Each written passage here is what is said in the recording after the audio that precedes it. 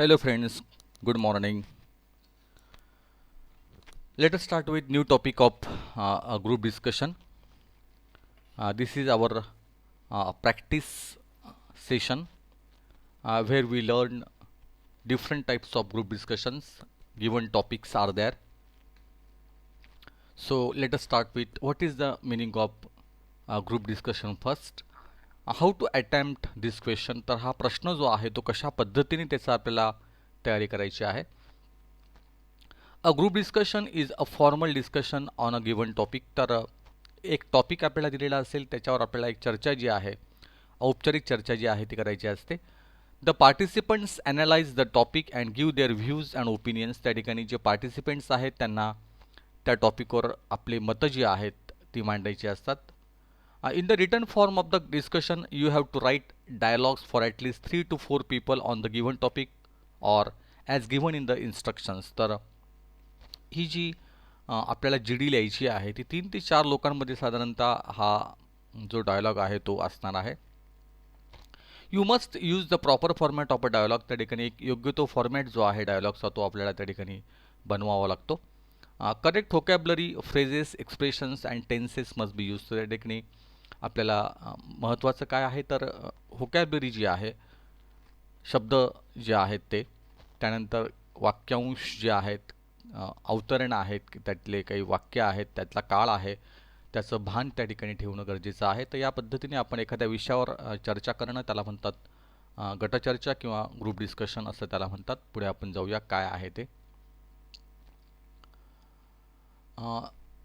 तर ह्या ठिकाणी एक टॉपिक आपल्याला आलेला आहे, तो टॉपिक बघूया आपण पहिल्यांदा.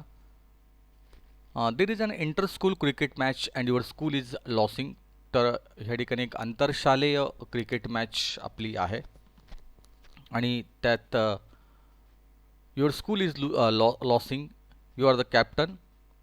Have a group discussion with your teammates during the tea break about the strategy to be followed to save your school from losing the match. तर तुमची जी शाळा आहे ती हरण्याच्या बेतामध्ये आहे आणि तुम्ही कॅप्टन आहात.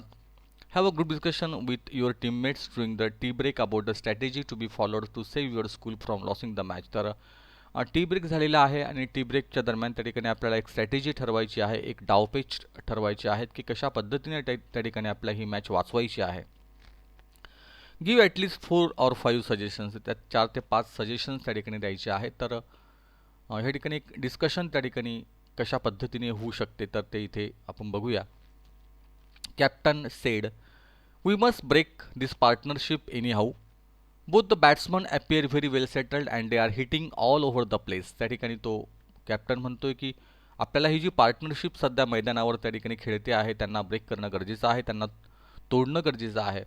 Both the batsmen appear very well settled and they are hitting all over the place. दोघंही बॅट्समॅन अतिशय चांगल्या पद्धतीने सेटल झालेले आहेत आणि सगळ्या जागी ते फटके मारतायत. तर आपण त्यांना ही जी पार्टनरशिप आहे ती आपल्याला तोडली पाहिजे.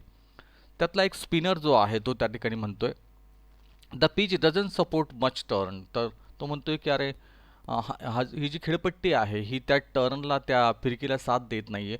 I suggest we bring back the fast bowlers. तर मला असं वाटतं की या ठिकाणी आपण फास्ट बॉलर जे आहेत ते आणायला पाहिजे आपले. कॅप्टन म्हणतोय you have a point there. Yes, तू म्हणतोयस ते बरोबर आहे. What we need most now is a wicket. तर आपल्याला सगळ्यात महत्त्वाचं आता आवश्यक काय आहे तर विकेट जी आहे ती महत्त्वाची आहे right now. Otherwise the game is as good as loss. तर नाहीतर आपण आपला हा जो गेम आहे तो आपण हरू शकतो. त्यातला जो फास्ट बॉलर आहे तर त्या ठिकाणी म्हणतोय I agree that we resume pace bowling but remember it is a gamble. मी तुमच्या मताशी सहमत आहे की आपण पेस बॉलिंग आपण करूया, गती असलेली बॉलिंग त्याला म्हणता pace bowling. But remember it is a gamble. पण लक्षात ठेवा की हा पण एक जुगार आहे. I think I will need a slip in position. मला असं वाटतं की त्या ठिकाणी स्लीपमध्ये आपण खेळाडू ठेवायला पाहिजे. I will attack outside the off stump hope I get the right line. तर त्या ठिकाणी मी ऑफ स्टंपने बॉलिंग करेल आणि जर कदाचित त्या ठिकाणी जर बॉल चांगला पडला तर त्या ठिकाणी झेल जाऊ शकतो असं तो म्हणतो. Captain sed what do you think Sonu. Sonu तुला काय वाटतं. फास्ट बॉलर आहे सोनूसुद्धा, त्यातला सेकंड आहे. तो काय म्हणतोय okay then I will take up from the pavilion end. I think the wind is in our favour. ठीक आहे, तर पॅव्हिलियन एंडने मी बॉलिंग करू शकेल. कदाचित वारा आपल्याला साथ देईल असं त्या ठिकाणी तो म्हणतोय. कॅप्टन सेड अटेम्प्ट यॉर्कर, तर त्या ठिकाणी कॅप्टन त्याला म्हणतोय की तू यॉर्कर टाक, की जेणेकरून त्या ठिकाणी बॅट्समनला खेळता येणार नाही. Sonu sed sure I suggest you keep a deep third man, ठीक आहे तू डीप थर्ड मॅनला एक माणूस एक खेळाडू ठेवावा. कॅप्टन सेड डन नाऊ, ठीक आहे चालेल. गाईज नो स्लॉपी फिल्डिंग, तर कृपया करून त्या ठिकाणी सुस्त राहू नका, फिल्डिंग करताना चुस्त बना. No drop catches, catches drop करू नका. And nothing short of a win, आणि आपण काही जिंकण्याच्या and nothing short of a win, तर आपण निश्चितच जिंकू आपण. All go into huddle, आणि सगळेजण त्या ठिकाणी आता एकत्र जमलेली आहेत आणि ती चर्चा त्या ठिकाणी संपलेली आहे. तर या पद्धतीने एक ग्रुप डिस्कशन जे आहे ते इथे दिसतंय आपल्याला. सेकंड जे त्या ठिकाणी आहे, an economically deprived girl student in your class who has received admission in a reputed college abroad needs monetary help to pursue further studies there. Have a group discussion amongst your friends to seek solutions to help her. Write 4 or 5 views in the form of a dialogue. An economically deprived girl student, एक मुलगी आहे की जी आर्थिकदृष्ट्या अतिशय त्या ठिकाणी व अतिशय गांजलेली आहे. तिला आर्थिकदृष्ट्या मदतीची आवश्यकता आहे. आपल्या वर्गातलीच ती आहे. Who has received admission in a reputed college abroad needs monetary help, आणि अशा ह्या मुलीला बाहेर ॲडमिशन मिळालेली आहे एका चांगल्या कॉलेजमध्ये परदेशामध्ये, आणि तिला एक मदतीची आवश्यकता आहे, मॉनिटरी हेल्प तिला पाहिजे आहे. To pursue further studies there, तर अजून तिला पुढचा अभ्यास करायचा आहे, त्यासाठी तिला ती मदत हवी आहे. Have a group discussion amongst your friends to seek solutions to help her, तर एक चर्चा आपल्याला करायची आहे आणि काही याच्यातून काही आपल्याला तिला मदत करता येईल का त्या बाबतीत त्या ठिकाणी आपण विचार करायचा आहे. Write 4 or 5 views in the form of dialogue, तर आपण या पद्धतीने 4-5 डायलॉग त्या ठिकाणी पूर्ण करूया. तर रायन त्या ठिकाणी म्हणतोय well folks we need to do something urgently in Tejaswini's case.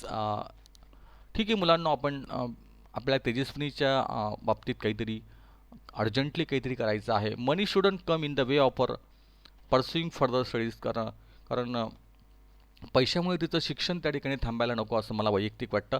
My parents offered ₹50,000 right away, माझ्या वडिलांनी ₹50,000 तर देणं कबूल केलेलं आहे. युजिन त्याला म्हणतोय I manage to get a loan of ₹1,00,000 from my parents, मी माझ्या पालकांकडनं त्या ठिकाणी 1,00,000चं लोन मी ॲडजस्ट करतो आहे. I shall take up some part time job and repay it within 3 years, मी पार्ट टाईम जॉब करून त्या ठिकाणी एक 3 वर्षाच्या आत त्या ठिकाणी हे पेमेंट मी फेडेल. I hope I will be able to do it. Anyway I am quite happy to be of some help to our dear friend, तर कुठल्याही पद्धतीने का होईना आपण आपण आपल्या मित्राला, आपल्या मैत्रिणीला मदत करायला पाहिजे. कनिका त्या ठिकाणी म्हणते only way before me was to ask for an advance from my music troupes, तर त्या ठिकाणी फक्त एकच मार्ग आहे माझ्याकडे की एक आमचा जो म्युझिक ट्रूप आहे त्यांना मी सांगू शकते. We don't get 2 minute bookings of late still they agreed to lend me ₹75,000, will that be okay. पण अशा ठिकाणी मला 75,000ची मदत जी आहे 75,000 मला मिळू शकतात, ते पुरेसे होतील का?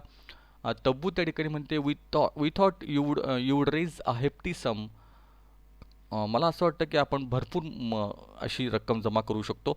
Bing a great singer and all, okay jokes apart I will present my केस.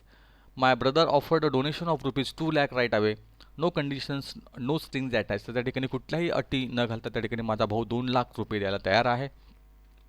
त्या ठिकाणी रायन म्हणते okay folks now we have pulled ₹4.20 25 lakhs that will bankroll Tejaswini's fee, that will bankroll Tejaswini's fee, तर त्या ठिकाणी 4.25 lakhsमध्ये त्या ठिकाणी तेजस्विनीचं काम भागेल असं वाटतं. फी, ट्रॅव्हल, इनिशियल एक्सपेन्सेस, तिचे काही इतर खर्च त्या ठिकाणी भागू शकतात. She should be able to take up a summer job to meet her further expenses, त्या ठिकाणी ती एखादा जॉब पण पूर्ण करू शकतील तिच्या बाकीचा खर्च त्या ठिकाणी भागवण्यासाठी. Let us now congratulate ourselves for being such a good friends, तर आपण आपलंच अभिनंदन करूया आणि आपण चांगले मित्र म्हणून तिला साथ देतो आहोत याबद्दल आपण आपलं अभिनंदन करूया, असं त्या ठिकाणी एक चर्चा जी आहे ती. नंतर आहे Sarah, Navjot, Ashma and Pranav are participating in a group discussion. The evaluator has given them the topic, the role of ICT in education. Write suitable dialogue for each participant given his or her opinion to the topic. तर 4 मित्र आहेत त्या ठिकाणी. ह्या 4 मित्रांना मूल्यमापन करताना त्या ठिकाणी मूल्यमापकांनी एक टॉपिक दिलेला आहे. तो टॉपिक आहे the role of I C T in education. तर त्या ठिकाणी आय सी टी हा जो विषय आपल्याकडे आहे, इन्फॉर्मेशन टेक्नॉलॉजी जो आहे, ज्याला आपण म्हणतो इन्फॉर्मेशन कॉम्प्युटर टेक्नॉलॉजी. तर त्या विषयाबद्दल त्यांना बोलायचं आहे. त्याचा काय रोल आहे, तर ते इव्हॅल्युएटर म्हणताय your topic for group discussion today is role of information and communication technology in education. 3 minutes are given to consider the topic. Okay, now you may begin the discussion. Who would like to take the lead? तर कोण पहिलं बोलणार आहे? तर त्या ठिकाणी इव्हॅल्युएटरने topic दिल्यानंतर त्या ठिकाणी सारा पहिले म्हणते. सारा काय म्हणते? I would like to initiate the discussion. ठीक आहे, मी ही चर्चा सुरू करते. इनिशिएटचा अर्थ आहे प्रारंभ करणे, सुरुवात करणे. I think the role of ICT in education is getting so vital that within a few years the whole learning process will undergo major change. मला असं वाटतं की या ठिकाणी पुढच्या काही वर्षांमध्ये त्या ठिकाणी आय सी टीचं जे महत्त्व आहे शैक्षणिक प्रक्रियेमध्ये ते पूर्णतः त्या ठिकाणी महत्त्वाचं ठरणार आहे आणि एक मोठा बदल जो आहे तो संभवनीय आहे. त्या ठिकाणी आश्मा म्हणते that is generalisation and just stating the obvious. The issue is to define the specific rules. तर दॅट इज जनरलायझेशन. तर हे सामान्यीकरण सगळं झालेलंच आहे. Just stating the obvious. The issue is to define the specific rule. पण याच्यात त्या ठिकाणी आता सगळ्यात महत्त्वाचं मला असं वाटतं की काही एक नियमावली त्या ठिकाणी ठरली पाहिजे. नवज्योत त्या ठिकाणी म्हणतो in my opinion I C T provides resources for supporting learning. तर त्या ठिकाणी आय सी टीच्या माध्यमातून काही इतर काही सपोर्टिंग लर्निंग जी आहे, इतर काही लर्निंग करता येईल का ते आपण बघायला पाहिजे. त्याला साथ म्हणून as the role is mainly the reinforcing the existing system rather than replacing it. त्या ठिकाणी जी सध्याची जी सिस्टीम आहे, एज्युकेशन सिस्टीम जी आहे, तिच्यावर चांगल्या पद्धतीने त्या ठिकाणी भर द्यायला हवा, रिप्लेस करण्यापेक्षा, तिला बदलण्यापेक्षा. इव्हॅल्युएटर म्हणताय same as given above. Navjot said we can agree upon the fact that I C T's main role is to make learning and teaching more effective. मला असं वाटतं की त्या ठिकाणी आय सी टीमधला जो खरा जो रोल आहे आय सी टीचा, त्या ठिकाणी लर्निंग आणि टीचिंग, शिकणं आणि शिकवणं हे जास्त परिणामकारक व्हायला हवं असं मला वाटतं.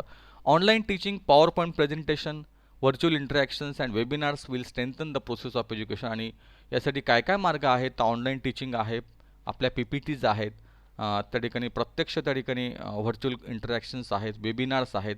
Will strengthen the process of education. तर या माध्यमातून त्या ठिकाणी शैक्षणिक प्रक्रिया ही अतिशय मजबूत आपण करू शकतो. Thus the role of information and communication technology in education is very crucial.